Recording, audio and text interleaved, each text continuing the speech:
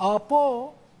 عثمان باوی هوشنگ عثمان صبری افهمو ناوی وی پیای نترس بون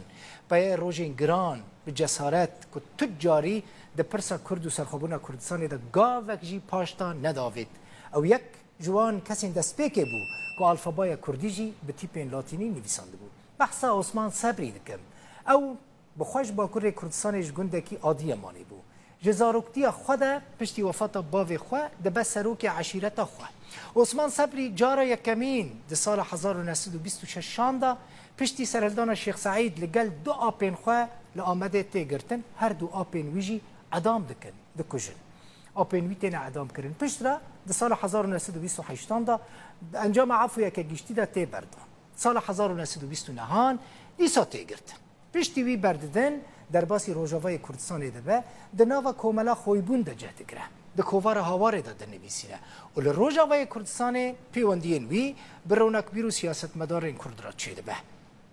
ده سال 1957 ده جی لحلب لگل 6 کسان یکمین پارتیا کردی آواده که دبه سکرتر و پارتیه عثمان صبری روژا 11 ماه دهان یعنی وکه ایرو سال 1993 لشامه ده 88 سالی خدا وفات که ایروژی جبو بیرانین آپ عثمان جبو ریزگرتن الخباتا وی لقامشلو اف چالاکی بریوت چه